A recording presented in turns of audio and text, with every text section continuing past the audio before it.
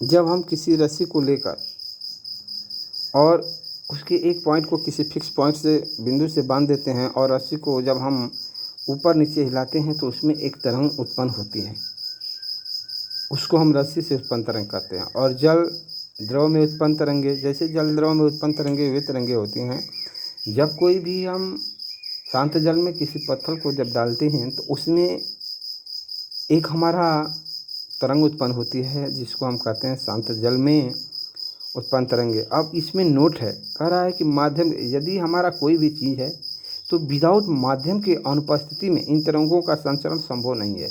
यदि उसमें माध्यम न रहे, प्रत्यवस्था न रहे और जड़त्व न रहे तो हम ये देखते हैं कि इसमें जो माध्यम की अनुपस्थिति में इन तरंगों का संचरण संभव नहीं है।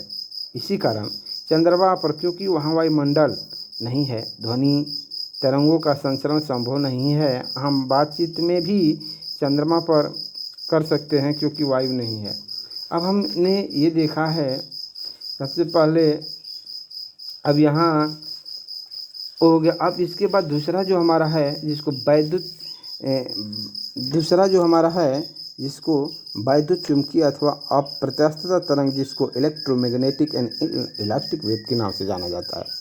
परिभाषा में ये दिया गया है कि अब हम उसको परिभाषित करेंगे कि जो हमारा वैद्युत चुंबकीय अथवा अप्रत्यास्थ तरंगे क्या होती है। डिफिनीशन के अकॉर्डिंग कहा जाता है कि मान लीजिए कि वे तरंगे जिनके संचरण के लिए माध्यम की उपस्थिति आवश्यक होती है, इन तरंगों की चाल निर्वात हवा में तथा माध्यम के वैद्युत व चुंबकीय गुणों पर निर्भर करती है।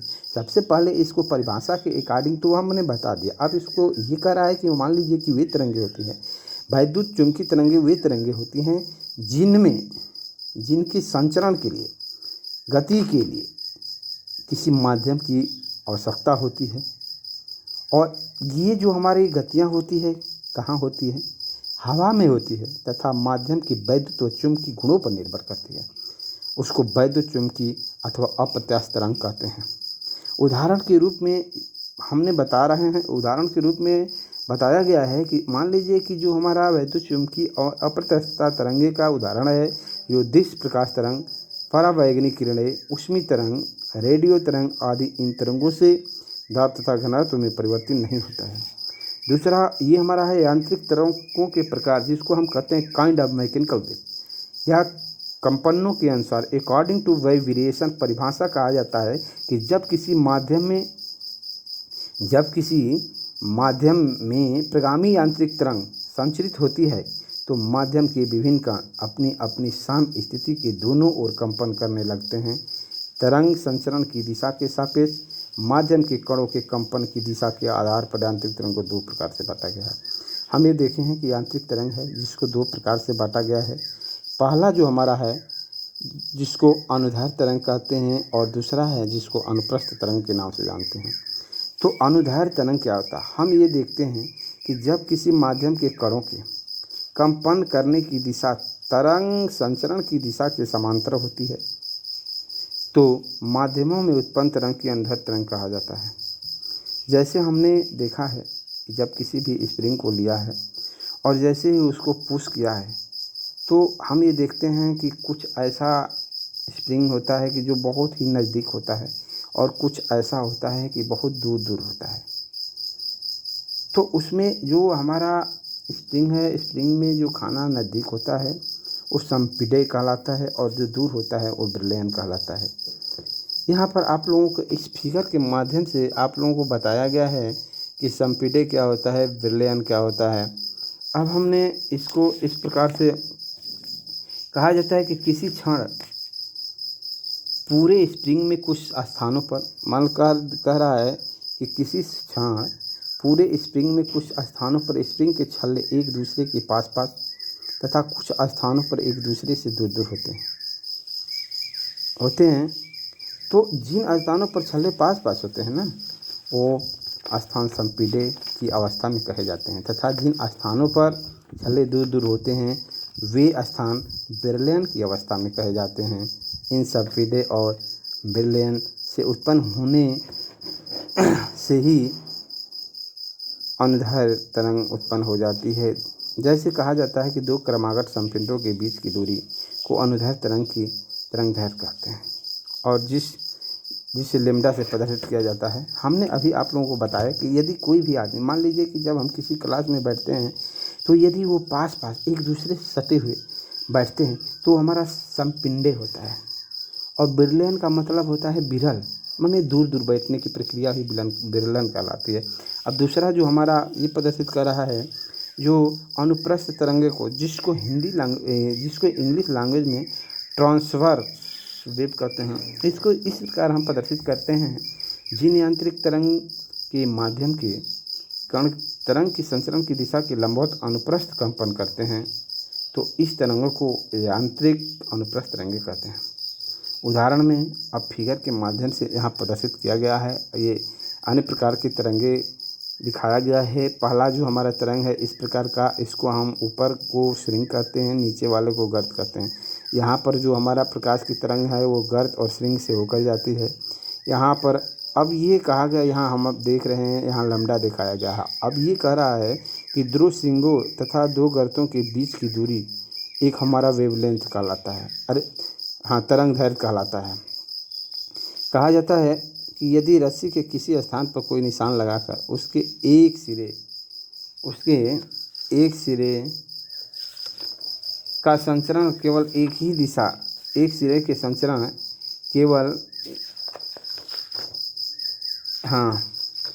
यदि रस्सी के किसी स्थान पर कोई निशान लगाकर उसके एक सिरे को एक हुक से बांध दे तथा दूसरे सिरे को ऊपर नीचे हिलाए तो रस्सी में उसकी लंबाई की दिशा में संचरण तरंग संचरित होने लगती है, जबकि लगाया गया निशान रस्सी की लंबाई के लंबवत कंपन करता रहता है। अतः रस्सी में उत्पन्न तरंगे अनुदैर्घ्य तरंग कहलाते हैं। अनुप्रस्थ तरंगे केवल उन्हीं माध्यमों में उत्पन्न की जाती है जिनमें सुदृढ़ता होती है। सभी ठोस दृढ़ होते हैं, अतः ठोसों में अनुप्रस्थ तरंग उत्पन्न की जाती है। इसके विपरीत गैसें दृढ़ नहीं होती है, अतः उनमें अनुप्रस्थ तरंगे उत्पन्न नहीं की जा सकती है। द्रव में अनुप्रस्थ तरंगे केवल उनकी सतह पर ही बन सकती है, उनके भीतर नहीं। अब हम ये देखते हैं कि जो हमारा वेव तरंगे उत्पन्न हुई है उसमें हमने अभी देखा है जो फिगर के रूप में अभी हम आप लोगों को बताएंगे कि जो हमारा जो तरंग गया था वो हमारा श्रृंग के रूप में गया था, दूसरा तरंग और श्रृंग गर्त के रूप में गया था। और उसमें ये दिखाया गया था फिगर में कि जो हमारा लेम्डा है, दो श्रृंगों तथा दो गर्तों के बीच की दूरी को हम लेम्डा तरंग दैर्घ्य कहते हैं। अब यहाँ पर ये प्रदर्शित किया गया है कि जो श्रृंग है जिसको इंग्लिश लैंग्वेज में क्रस्ट कहते हैं। तो अब इसको हम एक डिफिनीशन के माध्यम से बताते हैं कि अनुप्रस्थ तरंगे में ऊपर की ओर अधिकतम विस्थापन की स्थिति को श्रृंग कहते हैं। अब यहाँ पर ये दिखाया गया है कि ये हमारा देख रहे हैं कि अधिकतम इस तरह ये हमारा एक वेव उत्पन्न हुआ है, जिस पर हम ये देखते हैं कि ये मैक्सिमम डिस्प्लेसमेंट है, जिसको हम इस मैक्सिमम डिस्प्लेसमेंट को ही हम श्रृंग कहते हैं। और दूसरा जो हमारा हो गया ट्रोस्ट हो गया गर्त, जिसको कहते हैं नीचे की ओर अधिकतम विस्थापन की स्थिति को हम ये देख रहे हैं कि ये हमारा दूसरा गर्त वेव है जो हमारा इस प्रकार नीचे की ओर हमारा वेव उत्पन्न हुआ है। और जिसमें ये देख रहे हैं कि अब यहाँ पर देखेंगे कि ये जो हमारा वेव उत्पन्न हो रहा है उसमें नीचे की ओर अधिकतम विस्थापन का है, और जहाँ अधिकतम विस्थापन है उसको हम कहते हैं गर्त। अब हम ये देखते हैं कि तरंग दैर्घ्य, जिसको हम वेव लेंथ बोलते हैं, तो वेव लेंथ तरंग दैर्घ्य जहाँ कहा जाता है, हम ये कहते हैं दो क्रमागत श्रृंगों के बीच की दूरी अथवा दो क्रमागत गर्तों के बीच की दूरी। यहाँ कहा गया है कि दो क्रमागत श्रृंगों के बीच की दूरी तथा दो क्रमागत गर्तों के बीच की दूरी को अनुप्रस्थ तरंग की तरंग दैर्घ्य कहते हैं। इसे ग्रीक अक्षर लेम्डा से व्यक्त करते हैं। एक श्रृंग तथा पास की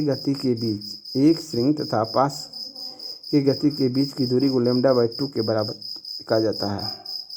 अब इसमें ये बताया गया है कि जो हमारा है एक बीमी जिसको वन डायमेंशनल वेव हम कहते हैं, एक बीमी को वन डायमेंशनल वेव हम कहते हैं।